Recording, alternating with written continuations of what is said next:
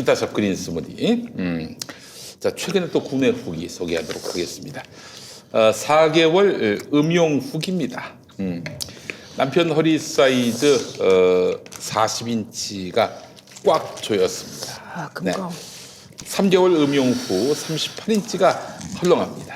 이벤트 100개 추가 주문합니다. 네, 제 남편은 아침만 먹었는데 몸 전체가 줄었습니다. 나이는 63살입니다. 네, 아침만 이걸 드신 거잖아요. 네, 그렇죠. 근데 네. 살이 빠졌다는 말씀이에요. 자, 또 보겠습니다. 한 달 후기입니다. 안녕하세요. 일주일 복용하고 효과가 좋아서 후기 남겼는데 한 달치 다 먹고 추가 구매합니다. 제 아내가 빠지지 않는 살 때문에 매일매일 스트레스가 장난이 아닙니다. 체중계에 올라갈 때마다 제대로 보지 못했고 지금은 매일 아침 저녁으로 체중계를 확인하다가 웃었다 울었다를 반복합니다. 뭐 체중계 올라가서 왜 울죠? 울 수도 있습니까? 아니, 그러니까 저 울었어요 최근에. 네. 아, 왜요? 너무 많이 쪄도 너무 쪄서. 울죠. 아, 그래? 알겠습니다. 아, 김용민 씨는 그냥 웃나 봐요, 무조건. 전 안 체중계가 올라가는 순간 망가져가지고 예, 아예 올라가지 에러가 않습니다. 나는군요. 예. 자, 너무 안쓰러운데 그나마 아내가 만족해서 다행입니다. 이틀치 정도 남았는데 빨리 재구매해달라고 저에게 발주가 들어왔습니다. 젊었을 때는 플라이급이었는데 지금은 미들급입니다. 날씬해져서 짧은 치마 입을까봐 걱정도 되지만 아니 아내가 짧은 치마 입는 게 왜 걱정이 됩니까? 이상한 분이네. 예. 아니 후기를 골라오신 걸 어떻게 만들고 제가 이러세요? 아니 짧은 치마 입을 수도 있지. 자, 그러면 다시 고기를 많이 먹게 해야죠. 짧은 치마 입으면은 고기를 많이 먹이면 된다. 좋은 감정이 이게 질투가 뭐야, 생긴다는 이건 거겠죠. 대체. 예. 자, 새 희망을 갖게 하는 좋은 제품 감사드리고 앞으로도 응원하겠습니다. 자, 그린 스무디는 김용민닷컴 최고 히트 상품 중에 하나입니다. 다이어트는 맛있어야 한다는 역발상으로 대박을 쳤습니다. 다이어트는 운동도 중요하지만 식단은 정말 중요합니다. 아무리 운동을 많이 해도 식사량 조절에 실패하면 다이어트 성공은 어렵습니다. 하지만 그린 스무디는 따로 운동을 할 시간이 없는 분들도 하루 두 끼 그린 스무디로 식사를 대신하면은 확실한 효과를 보실 수 있습니다. 특히 저녁에 그린 스무디 한 포면 포만감이 생겨서 배고픔의 고통에서도 충분히 벗어날 수 있고 효과도 좋습니다. 자, 코로나19 때문에 운동도 못하고 밖에 나가시기 힘든 어려운 상황이라서 3월부터 추가 증정 행사도 진행합니다. 30포를 구매하면 5포를 더 드리고 60포를 구매하면 뭐 당연히 10포를 더 드리겠죠. 네. 그 밖에 재구매 고객분들을 위해서 벌크 판매도 진행 중입니다. 벌크가 뭐예요? 그거 벌크가 뭐예요? 그렇구나. 난 무슨 상품 준다고 벌크라는 게 벌크가 벌크업 한다고 해서 나 이거 네. 아빠 얘기하는 줄 알았는데. 그래서 저도 그건 줄 알았어요. 무더기라는 뜻이죠 무더기. 무더기. 벌크가 그런 뜻이었어요. 네. 아, 이 배워야 됩니다. 네. 예. 미국 국회의원 선거 나가면 안 됩니까? no. 자, 다이어트는 오래 해야 성공할 수 있습니다. 그리고 간단하게 해야 오래 할 수 있습니다. 네. 자, 하루 두 끼만, 한두 끼만 그린 스무디로 바꿔 드시면 끝! 맛있는 다이어트. 비타샵 그린 스무디를 김용민닷컴에서 만나보시기 바라겠습니다. 네. 오늘 여론조사에서 민주당은 지지율이 올랐고요. 네. 저 미래통합당 떨어졌고요. 국민의당이 올랐고요. 그렇죠. 정의당이 떨어졌습니다. 그게 왜 그러냐면 저는 그 친구한테 얘기를 좀 들어보니까 이번에 안철수 그 대표가 의사원 입고 땀 흘리고 이런 모습을 굉장히 좀 좋아하는 그게 쇼였다 친구들이 하더라도 있더라고요. 좋았어요. 네, 그거는. 쇼였다 한 잘한 거예요. 굉장히 네. 좋았는데 그 박근혜 전 대통령 그 메시지 옥중 메시지가 나오면서 굉장히 실망한 보수들이 또 그쪽으로도 많이 좀 옮겨간다는 얘기가 있더라고요. 또 요즘. 저기 예. 신천지 건도 무시할 수 없을 거예요. 예. 신천지 건도. 그렇다는 얘기가 있더라고요. 그러니까 아무리 이 언론들이 신천지를 가지고 뭐 그 이제 과거에 한나라당, 새누리당과 연관성이 없다고 뭐 옹호를 해줘도 사실은 느낌이 그냥 있는 거잖아요. 이렇게 아니 왜 새누리당하고 신천지하고 관계가 없어요? 얼마나 많은데요. 아니 우리 그렇게 언론들은 이제 그렇게 그렇죠. 말하지만은 네. 저는 뭐 전혀 그렇지 않습니다. 얼마나 근거가 많은데요. 근거가 없다고 말하는 사람은 미래통합당하고 진중권밖에 없어요. 그런데 진중권. 안철수 전 의원이 대구에 가서 코로나 봉사를 한 것은 자기에게 맞는 봉사 형태를 취했기 때문에 그 의사였을 때의 그래요. 모습이 좋더라고요. 네, 예. 그겁니다. 그런데 예. 그런 행동이 과연 현실 정치인으로서 안철수에게 득이 되냐? 저는 아니라고 봐요. 그거는 이어지기가 아니다. 힘들다. 아, 왜냐하면 저는 지금, 그렇게 봅니다. 왜냐하면 지금 가서 의료봉사를 해서 첫날 사진이 잘 나왔단 잘 말이에요. 나왔어요. 그러면 예. 이걸 언제까지 해? 계속 해야 되는 거야. 누구는 한 달 해야 된다는 얘기를 하는 사람도 있고 일주일 해야 된다는 얘기를 하는 사람도 있는데 이게 엑시트 플랜을 세우기가 정말 난감한 주제예요. 그러니까 빠져주면 너 하루 빠지면. 이틀 하고 쇼하는 거지라는 말 듣기 싫으니까 오래 해야 되는데 오래 하면 할수록 예를 들어서 이런 거죠. 아주 냉철하게 따지면 제가 앞으로 열흘 동안 현장에 가서 돌아보고 코로나에 어떤 문제가 있는지 살펴보겠습니다 하고 들어가서 열흘 빡세게 하고 나오면서 현장 긴급 의료 체계의 문제점, 그다음에 코로나 관련 등등 해서 열흘간 본인이 한 경험까지 포함을 해서 앞으로 우리나라가 이렇게 가야겠습니다라는 방향을 제시한다면 보고서를 사람들이 작성한다든가. 이제 지도자로서 예. 어떤 박수를 받을 일인데 저 지금 회의도 못하고 들어서 저러고 있는 거잖아요. 그러면 정당의 대표가 저런 일을 하라고 정당의 대표를 뽑아준 게 아니거든요. 아니면 이미지 컷만 찍으러 다닌다는 욕을 이제 앞으로 슬슬 먹게 돼 있는데 이제 어느 순간에 나도 욕을 먹는 타이밍일 수밖에 없는 문제가 있는 거예요. 예, 병원 간 건 참 잘한 일인데 네. 왠지 이 그림은요 총선이 뭐 코앞은 아닙니다만은 이 그림은 대선 앞두고 쌩 메고 전국 돌아다니는 그 액션하고 좀 너무 유사해 보입니다. 그러니까 쌩매고 돌아다닌 건 저는 실패한 실패했죠. 이벤트예요. 오, 이거는 뜬금없이. 이벤트로 치면 성공한 이벤트죠. 왜냐하면 진정성이 있어요, 의사니까. 그런데 그렇다고 지지율이 올라서 한 10%쯤 오른 게 아니잖아요. 4%.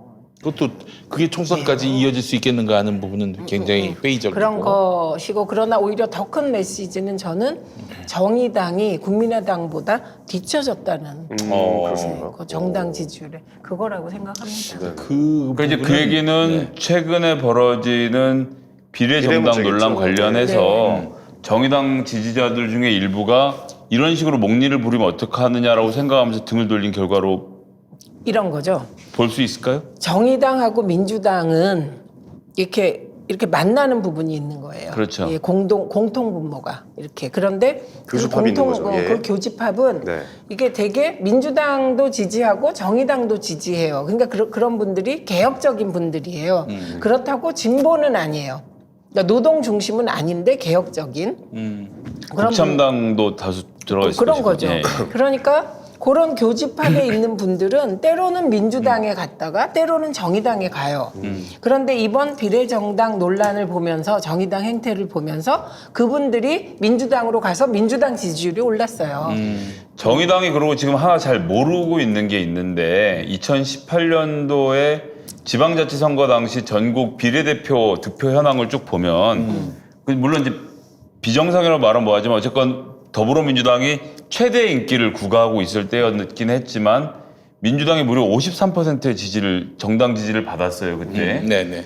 그때 정의당이 9% 받았거든요. 그래서 정의당 민주당 지금 62%였는데 많이 받았죠. 예. 여기서 중요한 건 뭐냐면 정의당 지지율에 상당히 강고하게 떠받쳐줬던 것이 호남이에요. 호남은 13%였거든요. 그러니까 호남 분들은 정의당이 좋아서 지지하는 게 아니라 민주당 앵간히 했으니까 민주당이 잘 하고 있으니까 그럼 우리 남는 편 도와주자. 좀 뭐 이렇게 네. 도와주자는 컨셉이 강했던 건데 지금 호남 정세가 그렇지 않습니다. 이번 총선에서는 뭐 일당 위기론부터 시작해서 여러 가지 이야기가 나오고 있는데 호남에서의 제일 핵심은 이 미래통합당과 미래한국당에게 일당을 민주당이 내줘서 안 된다는 정서가 강하거든요. 그래서 정의당이 지금 그냥 앉아만 있으면 무조건 정당 지지율이 확 올라갈 것처럼 생각하고 있지만 호남 분들이 이번에 그렇게 정의당이 우호적으로 나올 것이라고도 보지 않기 때문에 예. 지금 협상에 나와야 된다고 저는 봐요. 아니 그러니까 지난번에도 그 우리가 박원석 의원 나왔을 때 너무 낙관적으로 보는 거 아니냐 상황을. 그렇죠. 예. 실제로 여론조사에서 나오는 모든 그 지표가 미래한국당 쪽으로 수구 보수의 비례표가 몰릴 것이다. 그렇죠. 예. 그게 30% 내지 35% 나올 것이다. 이렇게 얘기하고 있거든요. 네네네. 그럼 30 내지 35%인데 민주당, 정의당 다 이제 이런 상태에서 임하게 되면 저는 정의당은 10% 못 받을 거라고 생각해요. 게다가 그냥 지금 벌어지고 있는 여러 가지 협상에 대해서 끝까지 안 하고 어차피 니들이 딴 데 찍었겠냐? 우리한테 오겠지라고 생각하면 전 민주당 지지자들이 예전처럼 호의적인 태도를 가지고 정의당으로 비례를 넘어갈 것이냐 저는 그렇게 보지 않습니다. 아니 어쨌든 저는 그 비례개혁 정당이 정의당, 민주당 등등이 다 들어오는 정당이 생기거나 이게 A 플랜, 네. B 플랜은 정의당만 빠지고 민주당과 나머지 정당이 하거나 아니면 C 플랜은 민주당은 그냥 그 병립식으로 가고요. 그 다음에 시민 정당이 뜰 거라고 봅니다. 민주당을 구하기 위한. 그러면 자, 이제 그게 세 가지입니다. 세 가지 흐름입니다. 그 하승수 대표가 하시는 그분들은 이제 연합정당이라고 표현을 네. 하시고 또 하나가 시민을 위하여 우이종 교수, 최백은 이게 교수가 촛불당이죠. 예, 그리고 또 하나가 이제 열린민주당인데 네, 정봉주 의원이 이 세 개 중에 어느 쪽이 그건 이니셔티브를 준다고 그게- 보세요? 그게 이제 A 플랜, 제가 말한 A 플랜은 가장 바람직한 형이죠. 비례개혁 정당이 만들어지는 거고 노회찬 전 대표가 얘기한 플랫폼 정당이 만들어지는 겁니다. 플랫폼 가설 정당 예, 만들어지는 일이 가장 좋고요. 이렇게 되면 거의 이 진영이 30석 정도 얻어요. 네. 그러면 당연히 이제 그 보수 쪽은 수가 줄겠죠. 17석 정도로. 그다음에 B 플랜은 정의당이 정 안 한다고 하면 정의당은 독자적으로 가고 그다음에 녹색당 그다음에 좀 미래당. 작은 정당하고 민주당이 같이 하는 겁니다.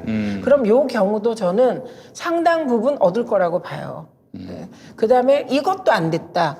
그러면 민주당은 병립형 정당 투표해서 그러니까 민주당은 그냥 비례대표 후보를 내고 선거를 완주를 하고 하고 그다음에 시민정당 아까 얘기한 시민을 위하여나 정치개혁연합이나 열린민주당이 같이 혹은 따로 따로 같이 할 하겠죠. 경우는 망하는 거고요. 네. 따로 하면 망하지 당연히. 예, 거기는 네. 통합될 거라고 봅니다. 예, 그러니까 통합이 될 수도 있고 이건 제가 지금 이 세 당이 통합을 한다 만다 말씀드리는 게 아니라 이제 공학적으로 그냥 사실을 설명드리는 건데 어떻게 되냐면 막판으로 가게 되면 정당 지지율 조사를 하게 되잖아요. 이게 형태로 긋고 정당 지지율 조사를 하면 3%가 못 넘으면 그 정당은 아무도 안 찍기 때문에 사퇴를 할 것이고 그리고 그 정당 자체도 본인의 존재감을 살리기 위해서 다른 당하고 합당을 시도할 것이고 근데 만약 예를 들어서 세 개가 두 개가 되거나 아니면 세 개 그대로 간다. 이랬는데 세 정당이 전부 다 3% 이상을 받는다는 것이 수치로 확인이 되면 그러면 다 따로 갈 수도 있어요. 그런데 이 경우는 그 누수는 없는 거예요. 그러니까 이 당이 5%, 이 당이 7%, 이 당이 10% 가져가면 그만큼 의석수를 다 가져오기 때문에 그렇게 본인 취향대로 투표를 하는 경우도 상상해 볼 수 있다. 아 하나가 되지 않나도 괜찮다. 하나가 안 돼도 3%가 안 되면 망하는 건데 예. 나중에 가서 해봤더니 뭐 하나는 7%가 계속 나오고 하나는 10%가 계속 나오고 민주당 비례는 확 깎이는 상태가 되면 그렇게 두 개 정당이 별도로 움직이는 것도 이론상으로는 가능하다. 이론상으로만 가능하고요. 이게 이렇게 예, 저도 됩니다. 이론으로만 말씀드립니다. 이게 권유하는 건 절대 아닙니다. 선택지는 단순해야 되거든요. 그럼요.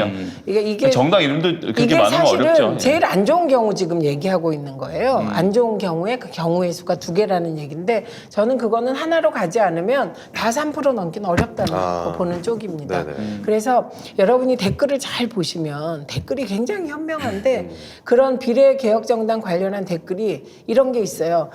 1. 민주당이 찍으라는 비례 찍을 거야. 그게 기준이세요. 정의당이 다 같이 하는 게 좋겠어.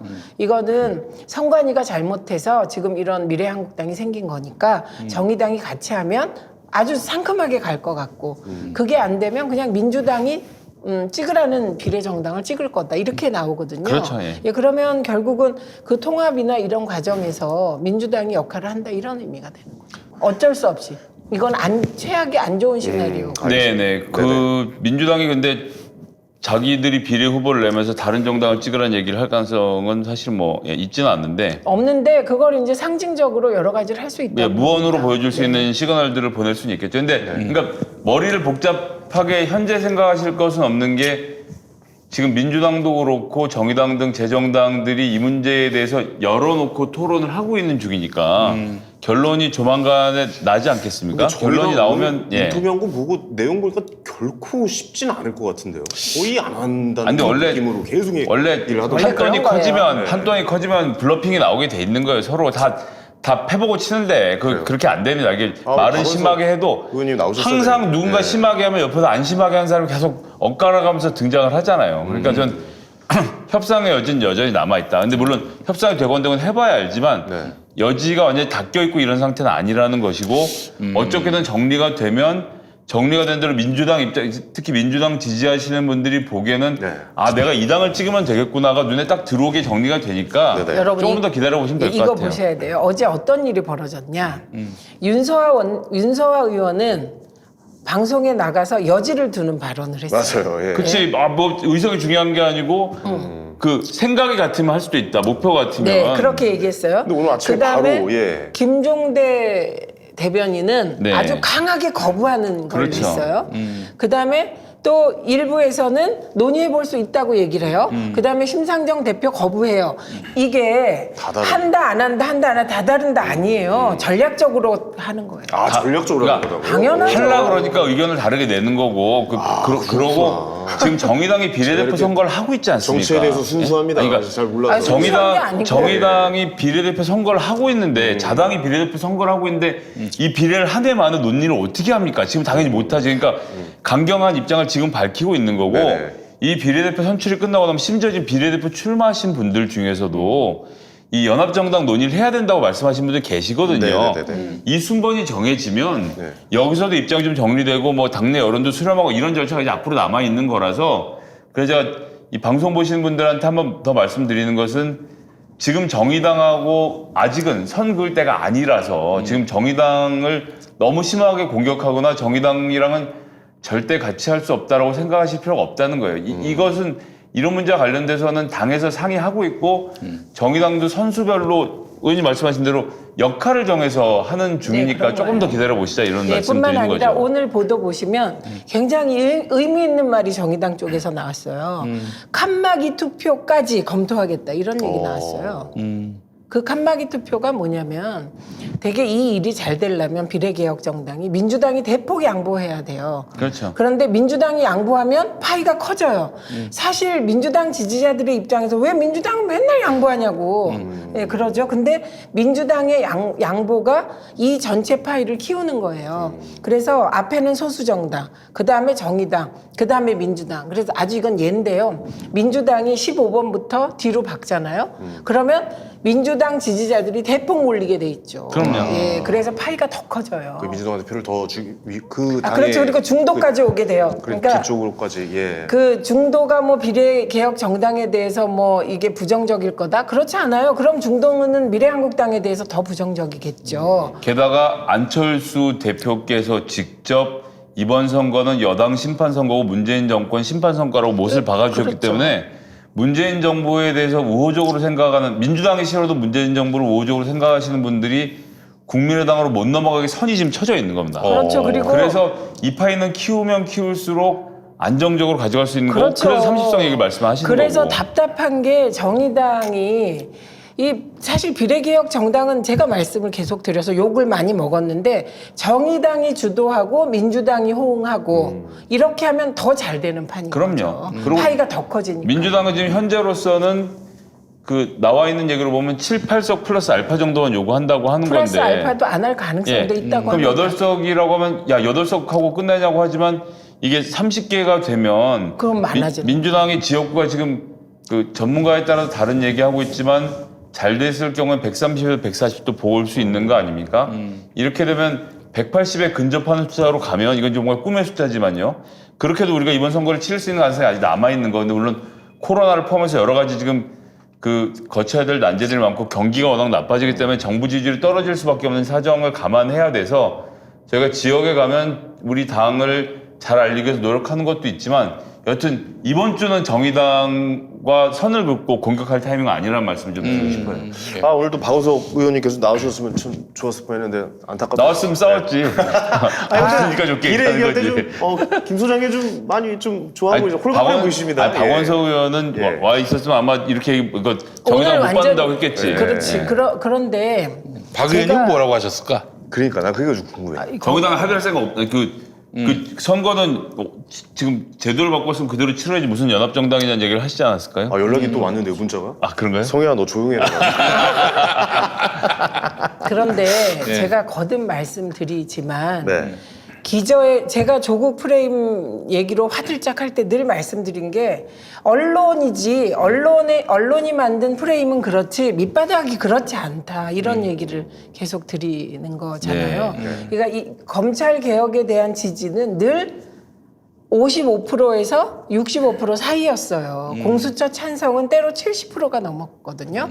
그런데 지금 미래통합당은 공수처를 폐지시키겠다는 거 아닙니까? 그러니까 그 국민들을 너무 그렇게 정치권이 무시하면 안 돼요. 그럼요. 예. 검찰 개혁에 대한 지지는 늘 높았습니다.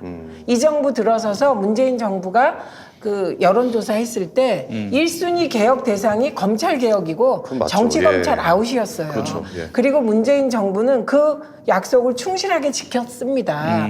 그랬기 때문에 저는 그 두 가지를 지금 우리 후보들이 경계해야 되는데 하나는 조국 얘기가 나오면 화들짝 해가지고 검찰 개혁도 얘기 못하려는 태도 이게 그렇게 가면 지는 거예요. 예. 늘 깃발은 세워야 되고 네. 그걸 잘 이렇게 지혜롭게 가야 되고 두 번째는 안철수가 대구 갔으니까 너도 나도 대구 가자. 이것도 폭망의 길입니다.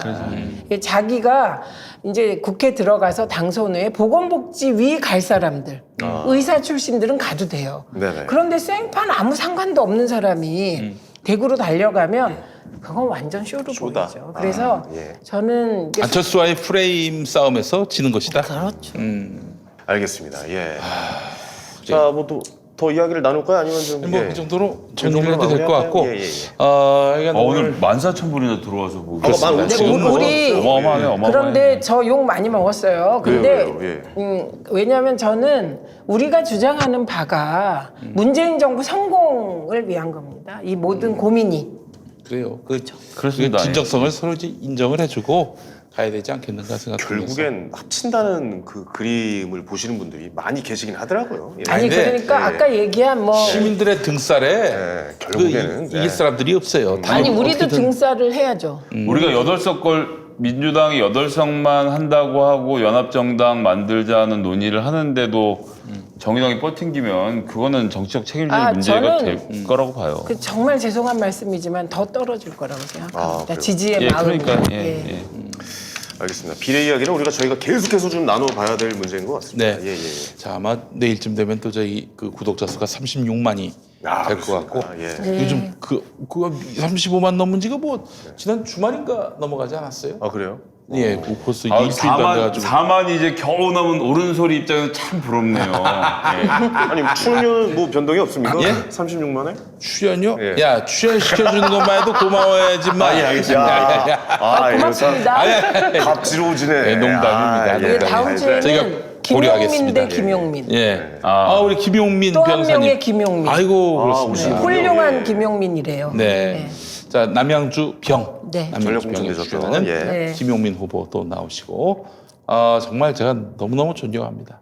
제가 저하고 같은 이름의 그 주인공들은 하나같이 다 훌륭해요. 김용민 교수님 계시고 네. 김용민 화백 계시고 조달 청장 지낸 김용민 전 청장도 있고 김용민 변호사 있고 네. 많습니다. 저도 화성갑에 출마하시는 김성애, 주목 김성애도 있고, 그 다음에 유튜브 구독자 45만을 자랑하는 우리 지식백과의 김성애. 알겠습니다. 아, 내 이름은 없네. 예. 옛날 칼기폭팝은 김현희밖에 없네. 그래서 제가 저기 예. 전에 그 방송에서 얘기했는데 자꾸 막말 김용민 이러면은 나뿐만 아니라 이 김용민 변호사도 굉장히 힘들어요. 그래서 제가 개명을 할까 생각 중입니다. 뭘로요? 김진태. 김진태로 김진태로 한번 바꿔볼까요? 형, 빨리 끝내 그냥. 예. 제가 좀- 아주 오랜 고민입니다. 예, 예. 예. 자 마무리하겠습니다. 네. 다음 주에 뵙겠습니다. 예, 감사합니다. 감사합니다.